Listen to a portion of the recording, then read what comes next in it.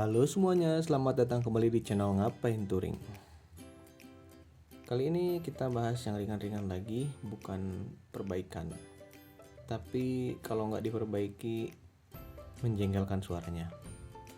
Oke, yang mau saya bahas kali ini adalah suara ngorok atau suara berisik dari bagian CVT. Ini CVT nggak geredek, tenaga masih oke. Tapi kalau pas koplingnya nggak nyangkut, kopling gandanya nggak nyangkut ya, misalkan lagi di kecepatan rendah sekitar 5 atau 10 km per jam, ini ada suara ngorok dari sini. Suara ngoroknya mirip kayak gini nih kalau kedengeran. Nah, mirip kayak gitu, tapi harusnya kalau kayak gini ini normal. Dan kalau kita lagi jalan di turunan itu nggak akan kedengeran meskipun koplingnya nggak nyangkut. Nah, kalau kedengeran, terutama ini di motor saya yang Xeon, kalau kedengeran ya, itu berarti ada kemungkinan karet bantalan di bushing as puli belakang itu udah kempes karetnya. Saya udah pernah ganjel dulu tuh, cuman saya tunjukin gimana caranya. Kira-kira kalau punya teman-teman sama kayak punya saya, maksudnya sama-sama berisik gitu ya. Oke, pertama mari kita bongkar dulu CVT-nya.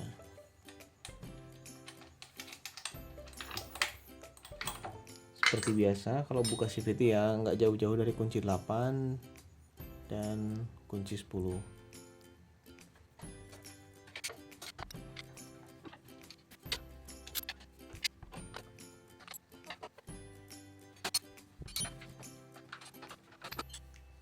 Oke, kemudian kita tarik ke sini. Kalau agak susah, di bagian CVT itu ada tempat kita untuk mukul ya.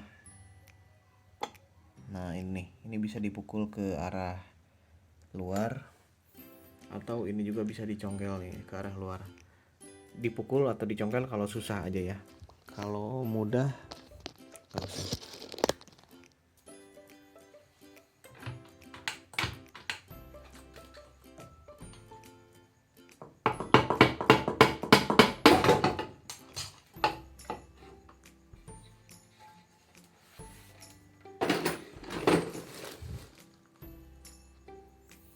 Nah, maksud saya karet bushing puli belakang itu karet ini ya.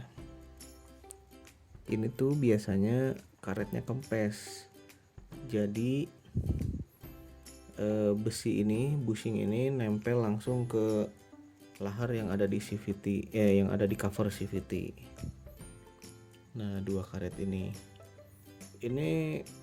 kalaupun mau ganti sebenarnya ya murah sih, bisa diganti aja, tapi saya mau ganjel aja deh. Untuk mengganjalnya kita pakai ini ya, seal tip. Seal tip ini belinya di toko bahan bangunan biasanya. Soalnya ya untuk perlengkapan pertukangan untuk untuk masang keran air biasanya. Nah, saya pakai 2 putaran.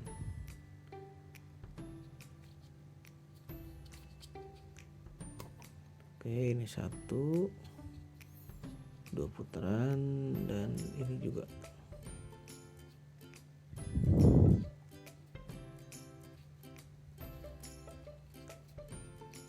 Ini seal tipnya dirapihkan ya, dimasukkan ke dalam salokannya. Jadi jangan acak-acakan gitu. Ini kita cek.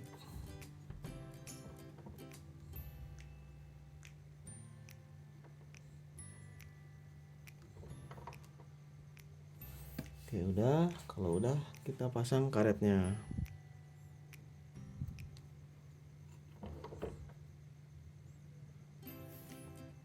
Nah, karetnya karena udah keganjal sama seal tip ini, jadinya dia agak keluar lagi. agak mekar lagi, dan besi ini nggak akan beradu sama laher yang ada di cover CVT. Oke, simple aja, cuma segitu. Kita rakit lagi.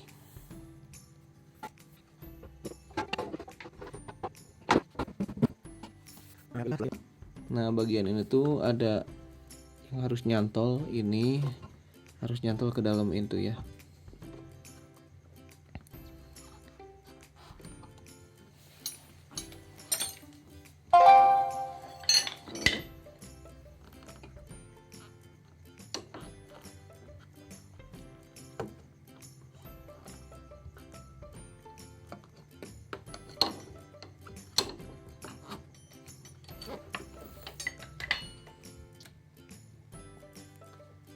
Oke, untuk bautnya ini ada 3 jenis ya. Ada yang panjang banget ukuran 10, ini tuh daerah depan. Untuk yang udah tahu ya silahkan di skip aja. Untuk yang panjang ukuran baut 8 ada di sini. Oh sorry, ini 4 berarti ya. 1, 2. Lalu ukuran 8 yang pendek, dan ada juga yang agak panjang. Nah, kita bahas yang ini aja, soalnya cuma 2 nih yang gini. Ini ada di cover drainase air bagian bawah. Jadi nanti nyambung ke sini ya.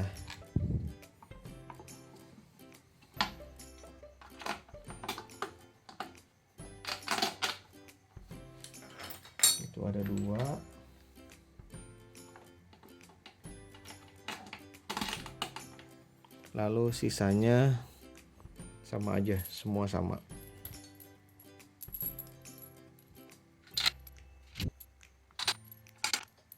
Untuk yang baru belajar ya, mengencangkan baut CVT atau baut apapun itu yang ukuran 8, kalau kita pakai kunci T itu kita jangan terlalu kencang gitu ya muternya.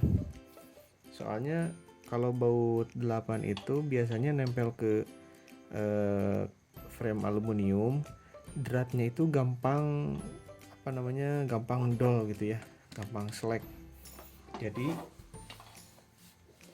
kalau tips dari saya kayak gini, ini kita kencangkan dulu pakai satu tangan tanpa tenaga gini ya. Oke, setelah itu kita cukup pakai satu tangan aja untuk mengencangkannya. Kalau pakai satu tangan udah nggak kuat,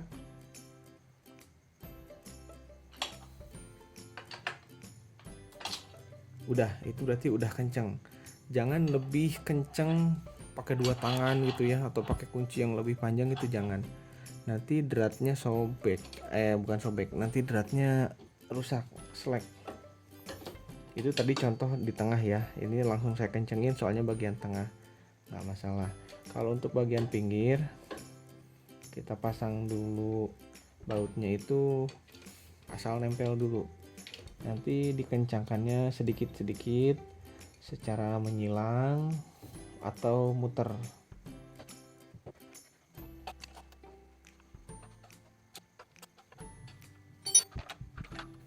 Oke, setelah semua bautnya terpasang baru kita kencangkan sedikit-sedikit.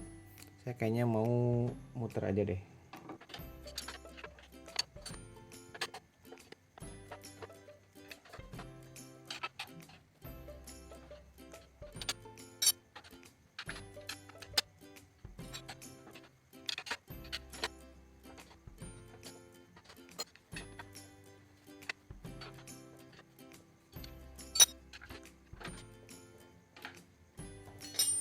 Oke, jadi kayak gitu ya. Ini insya Allah nggak akan berisik krok krok krok krok lagi. Kalau pas lagi standar tengah gini berisik ya wajar, tapi harusnya kalau kita lagi pakai motornya harusnya nggak kayak gitu suaranya. Oke, terima kasih sudah menyaksikan sampai akhir teman-teman. Jangan lupa like, subscribe, dan kalau ada pertanyaan silahkan tulis di kolom komentar. Terima kasih sudah menyaksikan sampai akhir.